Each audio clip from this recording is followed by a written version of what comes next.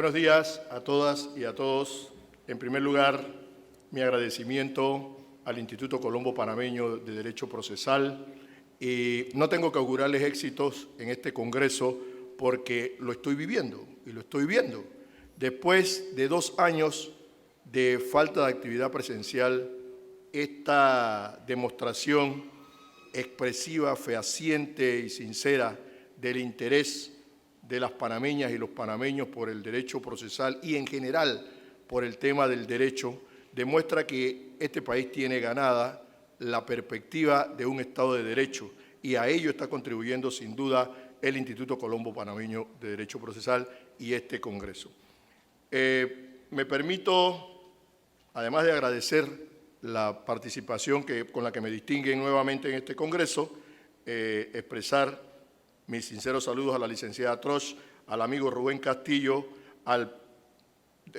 magistrado y juez Rolando Tovares, al maestro, colega y amigo Rolando Murgas. Y para aprovechar el tiempo, aunque hacía bromas, porque en algún momento me dijeron que la conferencia iba a ser de 11 a.m. a 11:30 p.m., entonces yo preparé un artículo para hablar 12 horas y media en esta actividad, pero me dijeron que no, que era AM. Entonces, bueno, lo corregimos ya. Bien, para no perder tiempo, decía, voy a leer la ponencia que ya presenté por escrito a este Congreso y que ustedes pueden ver, supongo, en las memorias. Y decimos así: el derecho del trabajo y sus normas se debatieron desde finales del siglo XX hasta principios de la nueva centuria en una lucha por la pervivencia ante una ideología neoliberal que propugnaba por la exclusión del Estado en las relaciones de trabajo, incluidas las normas reguladoras del trabajo, que se sugería sustituirlas de acuerdo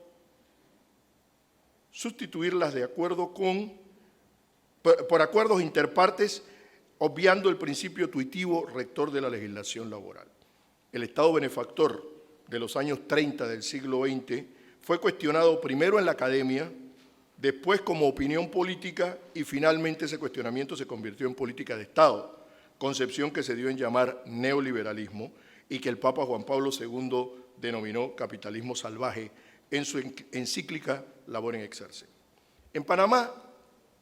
la aplicación de políticas públicas laborales basadas, esto es lo que acontecía antes de la pandemia para que ubiquemos el contexto. En Panamá, la aplicación de políticas públicas laborales basadas en estos conceptos se expresaba para 2019 en un aumento del desempleo hasta el 7.1%, escandalosos hechos de corrupción, siendo el más famoso a nivel internacional la compra de licitaciones por parte de empresas transnacionales, lo cual provocaba un ambiente de desencanto social y propiciaba el individualismo absoluto, cero tolerancia y muy exiguas conductas de solidaridad, precariedad del empleo, expresada, por ejemplo, en el aumento de la informalidad laboral, la disminución cuantitativa y cualitativa de la negociación colectiva, la disminución de la capacidad de convocatoria sindical, aupada por la flexibilidad normativa laboral desde la jurisprudencia, lo cual era un espejo de lo que ocurría en buena parte de los países de la región. Las últimas reformas laborales en la región llevaban un sello menos radical que en los años 90, en cuanto a la flexibilización y liberalización de las relaciones de trabajo y la regulación estatal de las mismas. En ese camino se inscribieron reformas como la de México de 2014 y la de Costa Rica de 2015. En Panamá, la Ley 68 del 2010, que estableció o restableció la vigencia de artículos derogados en ese mismo año por la Ley 30, la eliminatoria de las restricciones de la negociación colectiva durante los primeros años de actividad en las zonas económicas especiales a través de las leyes 30 y 32 de 2011, la creación de la licencia de paternidad mediante la Ley 27 del 2017, el aumento de multas por trabajadores extranjeros sin permiso de trabajo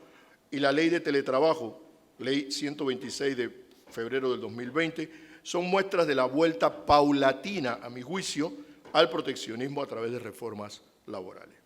La Organización Mundial de la Salud declaró que la enfermedad de COVID-19 era una pandemia a principios de marzo del 2020, lo que implicaba que todos los recursos del Estado en cada país y aún los esfuerzos internacionales deberían estar centrados en atender dicha pandemia. En primer lugar, desde el punto de vista sanitario, y así ocurrió al menos en nuestra región latinoamericana. Pero las medidas sanitarias para enfrentar esta pandemia conllevaron a nuevas situaciones no previstas en el ámbito económico, jurídico, laboral, social y aún cultural. En el escenario económico, el cierre de actividades como medida obligatoria para evitar los contagios trajo como consecuencia la imposibilidad de producir plusvalía y o rentas que permitieran continuar el ciclo de producción. Esto a su vez trajo como consecuencia falta de pago de impuestos al no existir rentas. Las personas con menos posibilidad de ahorrar no pudieron resistir varios días, las personas y los empleadores, no pudieron resistir varios días sin ingresos, por lo que fue necesario facilitarles apoyo económico directo o indirecto desde la administración pública. La actividad económica se redujo por el cierre forzado de empresas y o por la falta de demanda de bienes y servicios, es decir, de mercado. Algunas actividades económicas se vieron mayormente afectadas, como el turismo internacional, que afectaría a hoteles, aerolíneas, cruceros, arrendadores de vehículos, entre otros. Con la aparición de la pandemia en 2020, en casi todos los países de América Latina se asumieron normas temporales para enfrentar las consecuencias laborales de la misma desde el Estado, evitando el descalabro de las empresas en tanto fuentes de empleo. El Estado asumió un papel mucho más centralizado de control de las relaciones de trabajo, emitiendo normas provisionales o temporales, otorgando apoyos económicos a los trabajadores que se tuvieran que retirar a sus casas, entre otras medidas. En el ámbito laboral, resultó que la necesidad del confinamiento conllevó al cierre temporal de empresas y a una condición incierta de los trabajadores, pues no estaban despedidos, pero tampoco laborando. Se aplicaron normas reguladoras de la reducción de la jornada que conllevaban indubitablemente a la reducción salarial. Hubo necesidad de aplicar la figura de la suspensión de los contratos, que significa no recibir ingresos o salarios, pero tampoco laborar, con la obligación o la esperanza de volver a laborar. En Panamá, y hemos de asumir en una buena parte de América Latina, la situación de aislamiento conllevó a ampliar la informalidad en el empleo y el aumento del desempleo, además de la quiebra de muchas micros y pequeñas empresas. Según OIT, el número de horas de trabajo perdidas, así como la cantidad de trabajadores paralizados de alguna manera por efecto de la pandemia, cuyo promedio mundial fue en 2020 del 85%, es extremadamente elevado en el caso de América Latina. Los trabajadores latinoamericanos perdieron el 10.3% de sus ingresos durante el año 2020. La situación se complicaba en los países de la región, en donde una buena parte del parque empresarial se describe como micro, pequeñas y medianas empresas, que se caracterizan por tener un número reducido de trabajadores cuya ausencia,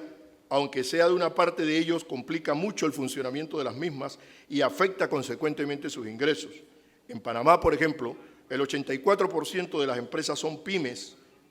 responsables del 60% del empleo en el país. Cuando los niveles de contagio y mortalidad producto del COVID-19 se incrementaron, las autoridades sanitarias dictaron medidas más drásticas que incluían el confinamiento temporal obligatorio, el cual en algunos casos implicó meses sin laborar. Bajo estas circunstancias, los empleadores y sobre todo los pequeños empleadores se vieron obligados a cerrar temporalmente sus actividades por dos razones. Primero, por la falta de clientes presenciales y, en segundo lugar, por la obligación de sus trabajadores de quedarse en casa. Surgió así la figura del teletrabajo como un paliativo en el cual Panamá no había incursionado hasta entonces de manera general, aunque algunas empresas multinacionales ya venían aplicando esta modalidad y con la orden de confinamiento desarrollaron sus actividades casi al 100% de manera virtual.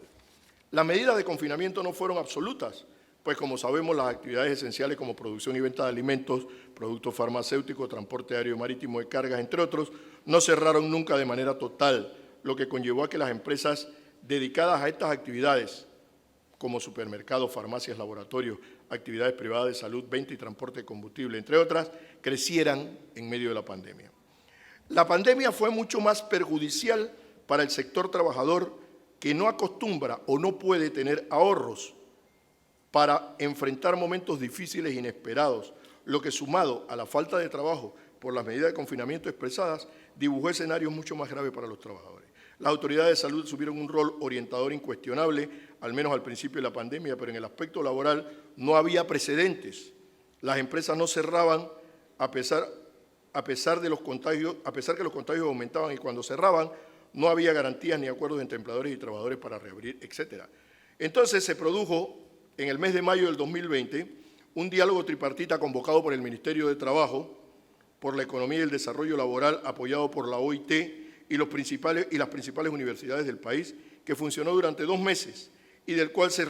sacaron varios acuerdos consensuados que se reflejaron en normas vinculantes dictadas posteriormente sobre temas como aplicación y cumplimiento de los protocolos sanitarios en los lugares de trabajo, medidas laborales tales como la reducción limitada de la jornada de trabajo, los derechos de los trabajadores con contratos suspendidos, entre otros. Logró no solo acuerdos importantes, sino la generación de niveles mínimos de coincidencia y algún grado de confianza perdido entre las partes, inexistente antes del diálogo. OIT ha valorado este esfuerzo como positivo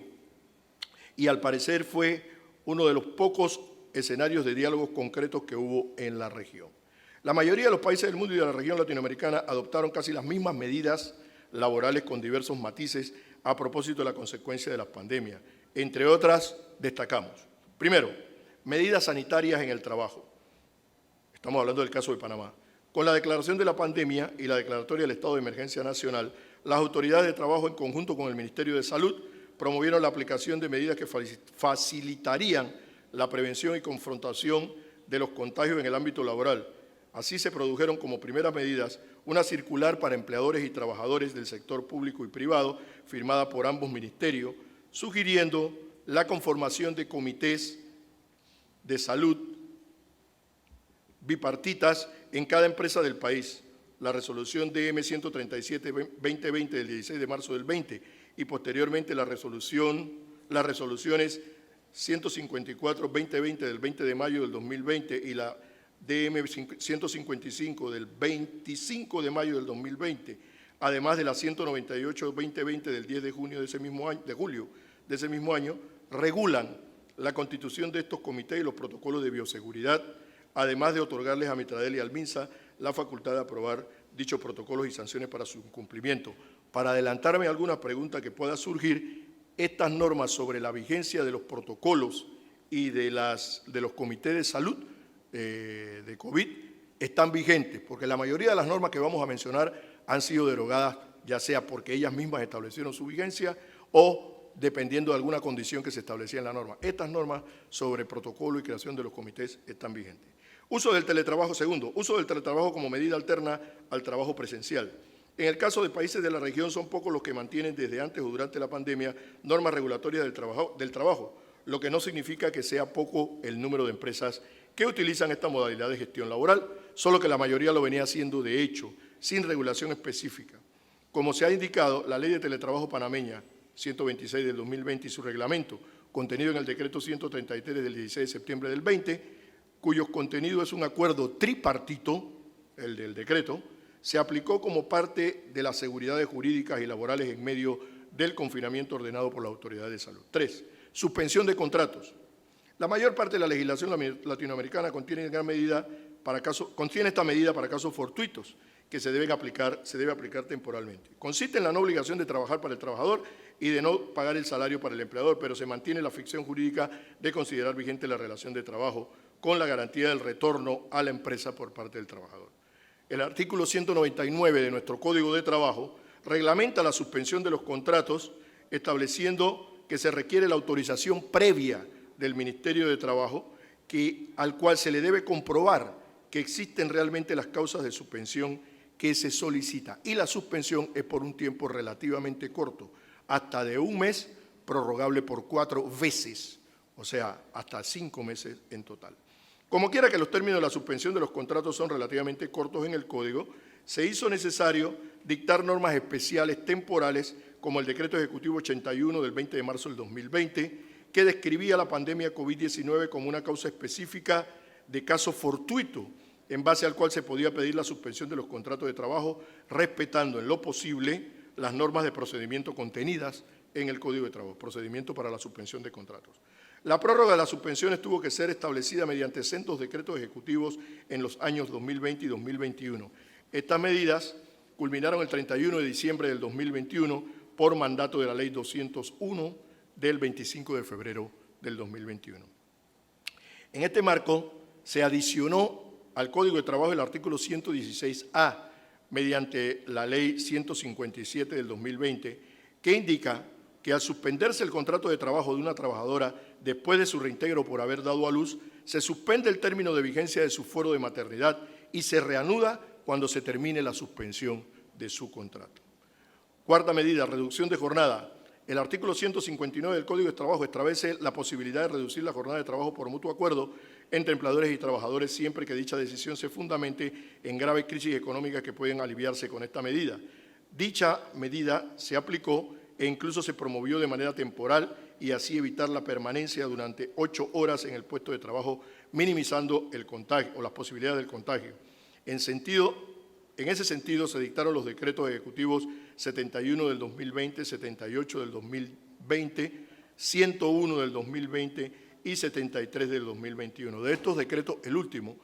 73 del 28 de diciembre del 2021, está vigente. Y ese decreto dice básicamente que la suspensión de la jornada de trabajo, que tiene que ser acordada entre empleador y trabajador, tiene que acordarse mediante un acta preestablecida en el decreto 78 del 2020, ser firmada, por supuesto, por la representación de trabajadores y empleadores y ser registrada en el Ministerio de Trabajo. Y si ello no ocurre, si alguna de esas dos condiciones no ocurre, los efectos de la reducción de la jornada son nulos desde el punto de vista jurídico. Quinta medida, vacaciones y permisos. Seguí aquí. Estos decretos establecieron los modelos y parámetros de los acuerdos de la reducción de jornada y tomaron medidas para evitar abusos en perjuicio de los trabajadores al utilizar esta figura, ordenando, por ejemplo, que la reducción de la jornada por causa de la pandemia no podía ser inferior al 50%. Ese decreto también fue derogado, pero está vigente el 73, como acabo de explicar. Vacaciones y permisos. Se autorizaron el uso de vacaciones, incluso adelantadas, permisos remunerados o no, disfrute del llamado tiempo compensatorio y el llamado tiempo a disponibilidad como medios para mantener a los trabajadores en casa recibiendo algún ingreso. Estas medidas fueron dirigidas especialmente a los llamados grupos vulnerables más peligrosos de percibir o de contagiarse con COVID-19, como las personas mayores de 60 años, los que poseen enfermedades crónicas degenerativas y también las mujeres embarazadas. Estas medidas legales se concretaron en la resolución 137 del 2020, que adopta el protocolo para preservar la higiene y salud en el ámbito laboral para prevención del COVID, elaborado por Mitradel y Ministerio de Salud,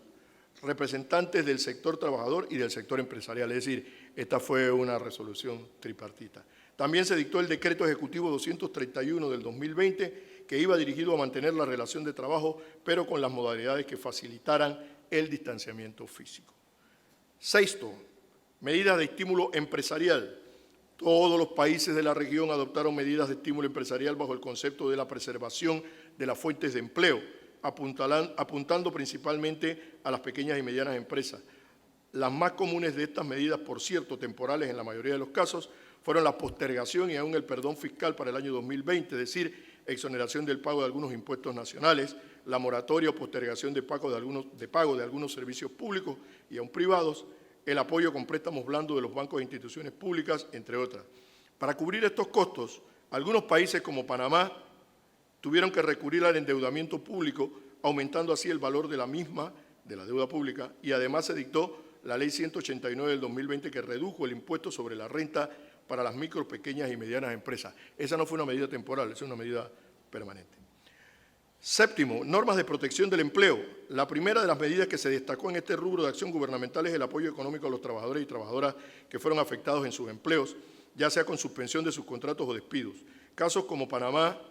que entregó el dinero mensualmente a los afectados y bajo determinadas circunstancias, bolsas de comida para los trabajadores y aún para los desempleados en todo el país. En tal sentido, se creó el Plan Panamá Solidario mediante Decreto Ejecutivo 400 del 2020. Aparte del apoyo descrito, también se dictaron medidas de postergación de pagos de algunos servicios públicos y se prorrogó la vigencia de documentos, licencias, autorizaciones, etcétera, que tenían plazo de vencimiento durante el año 2020. También se habilitaron plataformas para consultas y denuncias tanto de trabajadores como de empleadores desde el Ministerio de Trabajo. Octavo, suspensión de términos y procedimientos. Se dictaron un sinnúmero de normas que prorrogaron la vigencia de los permisos de trabajo para extranjeros y, por otra parte, ordenaban suspensión temporal de términos judiciales y administrativos en virtud de la presencia de servidores públicos contagiados por COVID para evitar la propagación de dichos contagios y de conformidad con los protocolos ordenados por MINSA en estos casos. Así, Mitradel dictó al menos 6 resoluciones de prórroga de vigencia de permisos de trabajo hasta el mes de octubre del 2020 y 10 resoluciones de suspensión de términos y o procedimientos en las diferentes instancias de Mitradel.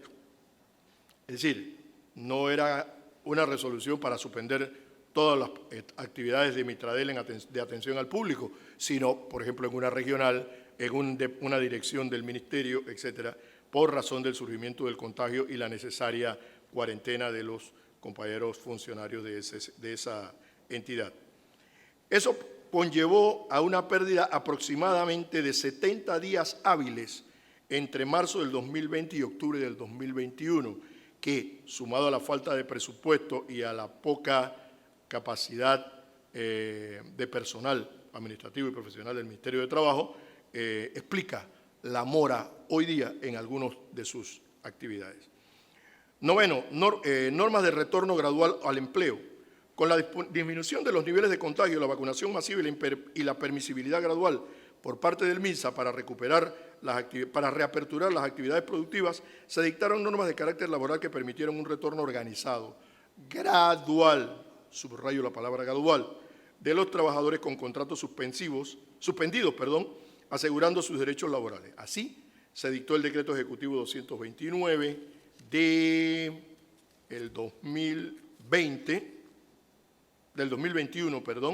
el Decreto Ejecutivo 8, también del 2021, la Ley 157 del 2020 y finalmente la Ley 201 del 25 de febrero de 2021. Todas estas normas dejaron de tener vigencia para hoy, pero sirvieron para apuntalar el procedimiento de retorno a los puestos de trabajo.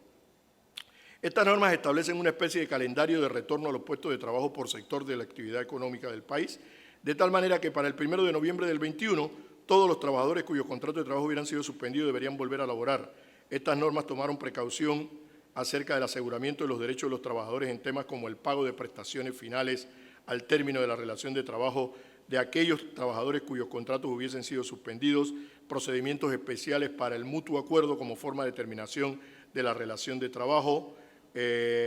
y la consideración de que el impedimento por parte del empleador del